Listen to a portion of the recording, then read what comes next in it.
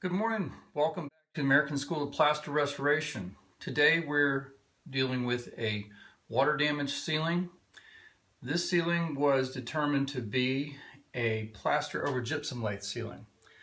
And this area you see right here at this point has been torn out, and we're in the process of getting it ready to mud it out. But normally I would try to just work with what's there. I hate to cut out material.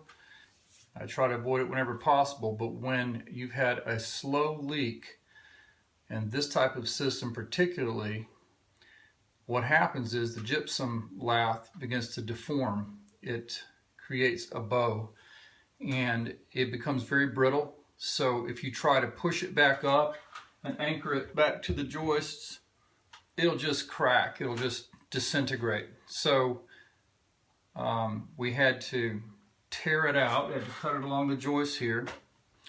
We had to remove the insulation that was in the attic because it actually came down, as we were tearing it out. And had to replace the insulation, and we put up a drywall backing. So we still have about a ½ inch of depth to fill out.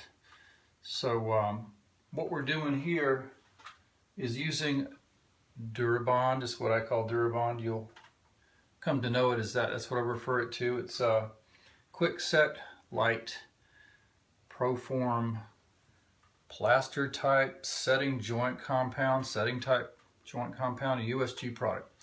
In any case, I like to use that. I could have used a Structuralite base or some other true plaster base, but the dry time is so slow, and the cure time, along with skimming it out with this material, would have meant 2 to 3 days of cure time easy, maybe longer. If you do a full base coat and a top coat system, they recommend a month cure time. So if you're going to prime or paint, you really need to consider your lag time. You don't want to come back a month later to finish the job. If you're a homeowner, you don't want this ceiling in process for a month before you can finalize it and paint it. So that's why I like to use the material I'm using, the 20-minute mud. So we'll continue with this and show you how it's done.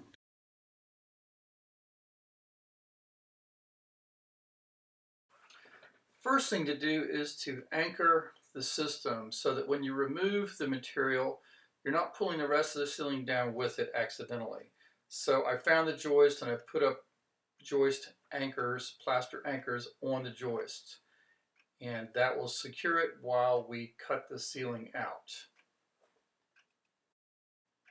In this case, I used a skill saw with a masonry blade on it to score the edges, and then a crowbar to pull the plaster chunks down in a controlled fashion. Before I did that, I had plasticked everything off around that area and covered and protected the flooring, and was able to take everything up in a plastic and dispose of easily. After removing all the material that needed to go, we checked for water damage on the joist, and fortunately didn't find any, but that would have to be addressed before you covered the ceiling back up again.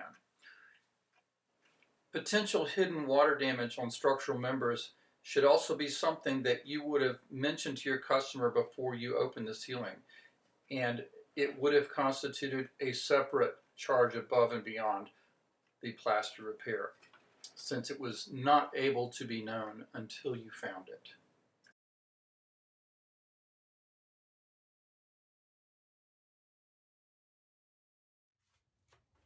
So once our gypsum lath or drywall base, which is put there specifically for us to have something to put the material onto, once it's been installed, we're going to mud those edges and kind of address the discrepancy from the depth of the drywall to the depth of the gypsum lath and plaster. This is what it looks like in a little faster speed. You know, we're laying it on and then we're kind of smoothing it out because we don't want those ridges. But I want to force that mud into those corners and those edges. Just like that. And then you have to come back and go the opposite direction to hit any ridges. So we go around the whole edge and we're bringing everything up to the level that it needs to be. And ultimately what we want is a very smooth transition there that our darby can use as a guide so that we can level out this lower area here with material. So I start out with this 6-inch knife and I continue on with a 12-inch knife. And what we're doing is just building it up, but we don't want to build it too high. We're just building it up to the point where it's going to be level in the edges and the corners and smooth. So here I come with another coat, probably the third coat, in order to smooth that material out. So when the darby rides across it, and you'll see the darby in a minute, it won't bump or chatter, but it will run smoothly along as it is used to screed out the material that we're going to put in the middle. This is just one method for doing that. Many times you can just eyeball this when you're really good and just mud it in by hand and level it up, and it is fairly easy to get a flat and level surface, or at least smooth. What we're going for actually is smooth, not level, so take note of that. But if it's visibly unlevel, you need to address that. So like I said, here we're working towards using a darby, and we're taking out all those ridges, and you'll see why that's important in just a minute. This is how fast I really like to work when I normally work. Just joking, really. Wish I could work that fast. But okay, so we've covered up that joint, those joints where the old ceiling meets the new ceiling, and we'll address that later with some screen mesh so a crack won't reappear there. And this is a point that I really I should have done in regular time, but we're actually wetting it and skimming off the material with a 6-inch knife after it's set up. That's some technique we'll go over more in the future. Now that we've leveled up the sides, so we've brought the edges up to the level that we need it to be, so that we know where our level is. We're going to take a tool called a darby. It looks like this. It's about 3 feet long, this one, and we're going to use that to take our mud and fill it up to the level all the way across that it needs to be. So I've mixed up some mud and I'm going to put up on the ceiling, and we're going to use this darby to level this out. So see you in a minute. I'm throwing that mud up very fast so I can level it up with a darby. Doesn't have to be pretty. So now that we've got our mud up there, we get up there with the darby, and take it like so, touching edge to edge where it's level here and here. That's where it should be. That's where it should be. There's basically a hollow in here that I've got to fill in. I'm going to take it and I'm going to work it like a float across that surface.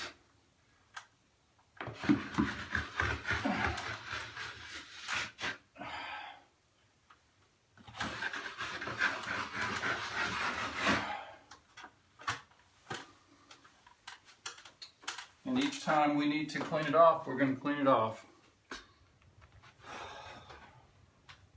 Your darby is going to get full of mud here, so in order to use it again, you're just going to scrape it off into your pan or your pot, whatever you have, whatever you're using.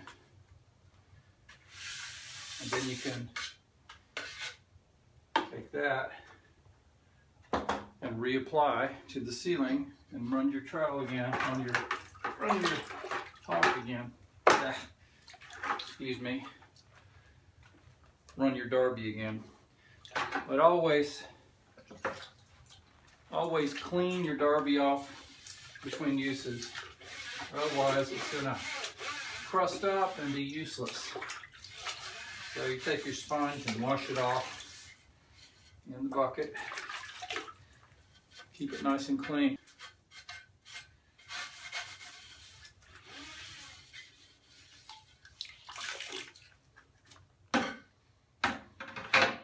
So when we cleaned off our darby, we had some material that we can reapply to the ceiling. And I'm going to go one more time with the darby.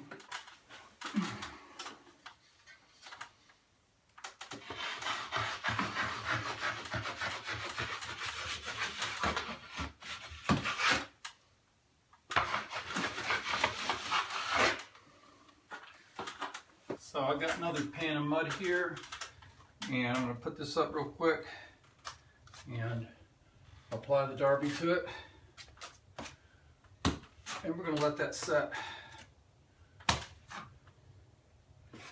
So I made that pretty wet. Probably shouldn't have made it quite so wet.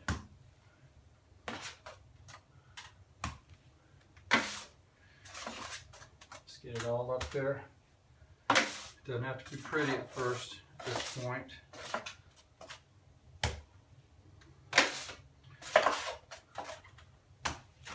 Just slapping it up there.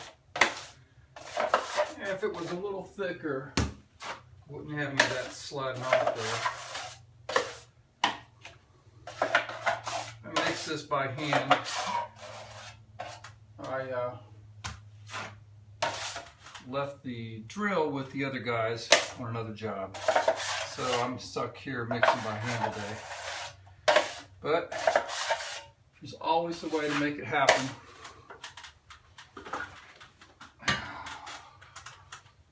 Always a way.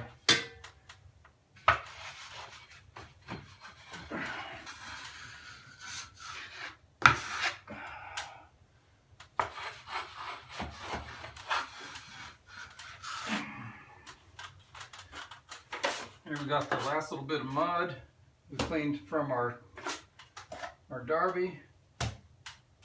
We're just going to put it up here. Just slap it up.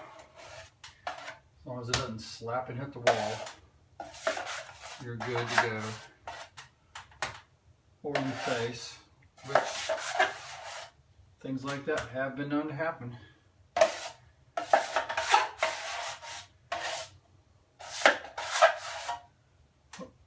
Okay, we're gonna take that darby and run across it one more time. See, the darby is nice and clean. There we go. And we kind of wiggle it back and forth. That's to help work that mud in, level it out, keep it from sticking to the darby itself. Got to keep your tools clean, otherwise they become useless. So you don't want everything building up on that. You won't be able to have a nice true surface. Now, I'll admit, this mud I'm using today, I mixed by hand, and it is not as pretty as if I mixed it with a drill and paddle. But the guys on the other job have my drill and paddle. Poor planning. So, it's nice to have a paddle. Here's what the ceiling looks like right now. If you can see that, it's not perfect, but it's somewhat level. And we're going to let that set. Here's what the ceiling looks like after the use of the darby. You can see the squiggle marks that it leaves. It's pretty rough, but since I'm going to go ahead and skim it while it's still soft, that roughness will get knocked down. Alright, so everything's setting up. It's not dry, that's okay. I don't want it to be dry yet. I want it to be setting up. Got another pan, and I'm just going to skim out what I've got up there. So I'm just adding my material and I'm spreading it out. Basically, we're just filling in the holes, the little places that the Darby missed. We'll do this a couple of times until we're at a nice, smooth finish. If when I come in tomorrow everything is dry, because I got my fan on it to draw off the moisture, all it will take after I'm done doing this is a tight skim and a wet sand it or dry sand it. I don't know which yet. Prime it and it's done. So what I'm doing right now is just leveling it out, or just filling in actually. It's the spots that the Darby didn't. But right now,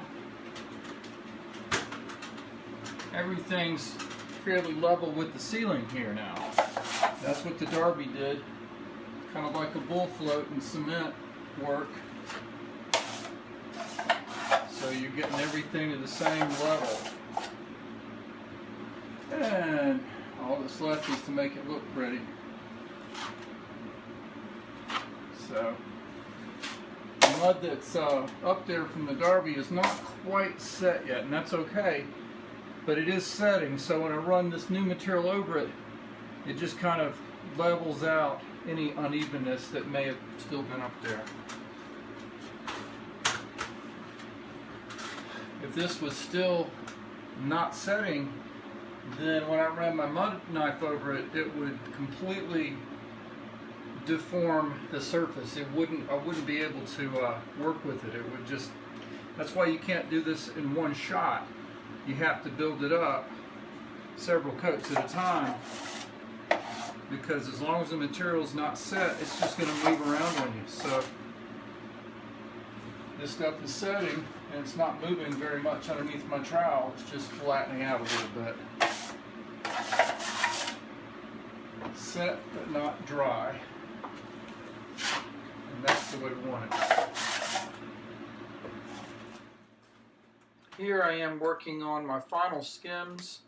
I've already put some mud up there. Basically, you just put the mud up there. This is a very loose mud, about the consistency of sour cream.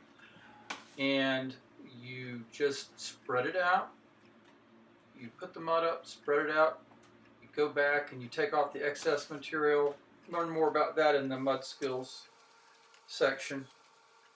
We want to go over the area where it joined with the ceiling, because we don't want to see any kind of bumps or humps or high spaces there. And just continue to work with that until it gets nice and smooth. Always remember to add fiberglass mesh tape or fiberglass mesh to the joints where the old and the new meet, to help prevent future cracks from showing up at that weak spot right there.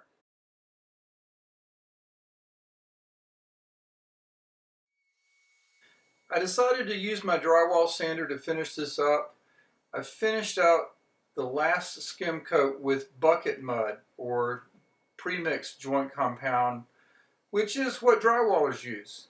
I'm not ashamed to use it. It's a smooth, easy pre-mix finish. It's a very thin layer we're putting up there, less than 1/16 of an inch, and it's easier to sand than the other material, the bag mix. So it gives a fine finish. And now for a little bit of hand sanding around the edges. Really hate this part. So here it goes.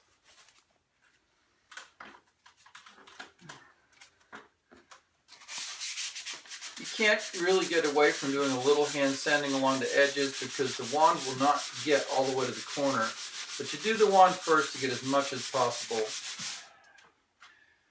When you're hand sanding, you can feel whether or not it's smooth, whether you've gotten all the areas sanded properly, and whether you need to spend a little bit more time on one area than another. So check it with your hand.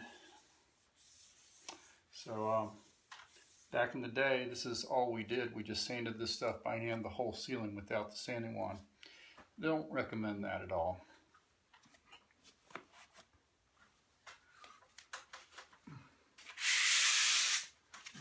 We use our hand to feel whether there's any imperfections left, because sometimes light, fresh ceilings like this, you can't see the difference very well with your eyes. It doesn't really show up as much as you can feel it.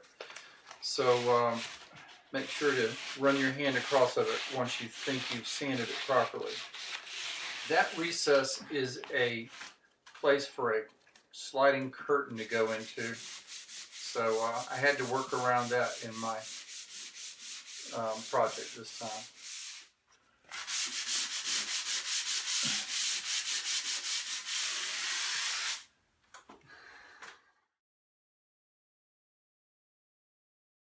Before you do your final paint coat on the ceiling, you have to caulk along these edges where the ceiling meets the wall.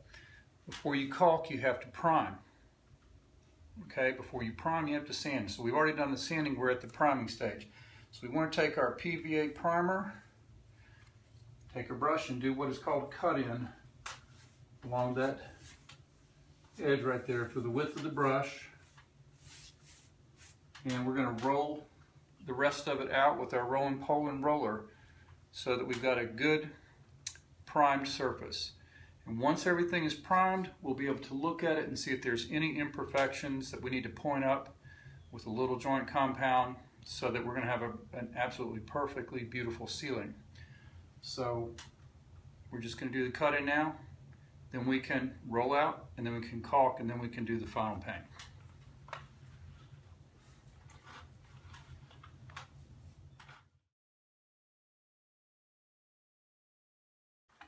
Now it's time to roll the ceiling out. So we're using a PVA primer. We are loading our roller and spreading it on and spreading it thin. This prime coat penetrates the mud and provides a good base for the top coat.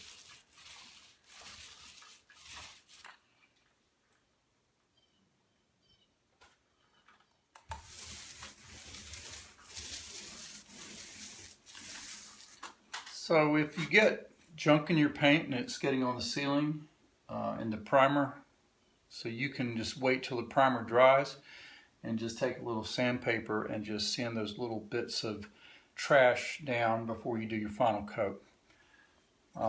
Or you can strain your paint before you use it if this is a paint bucket you've used previously, because sometimes it does get trash in it, dried paint, whatever, and it creates a little bit of mess on the ceiling. So that would be two ways to deal with it: strain it out or sand it off after the fact.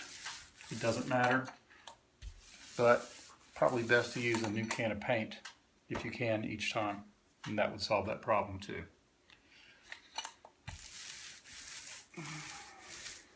You might wonder why I prime the ceiling before I paint it. Well, we found out through many experiences with painting these ceilings that we've plastered that if you just put paint, particularly anything that's thicker, like a full-bodied ceiling paint, sometimes you run the risk of it not adhering properly to this material and having it roll back off onto your roller as it's drying, because it's not penetrated into the surface well enough. So what we like to do is get a PVA primer. That primer will penetrate into the surface because it's very thin bodied. It doesn't have a lot of solids, and because it penetrates, it's gripping. So it creates a good foundation for your final coat paint. And then we don't have any problems with paint peeling back off while we're rolling it or adhering or anything of that nature. So always PVA primer your plaster repairs, and that prepares it for your next coat, whatever it's going to be. Okay?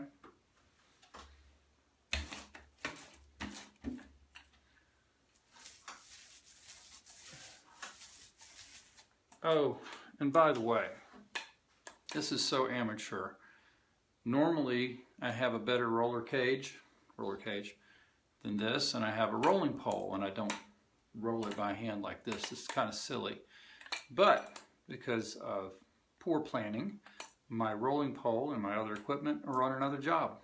And I'm here stuck with this, doing it the amateur way. Oh well.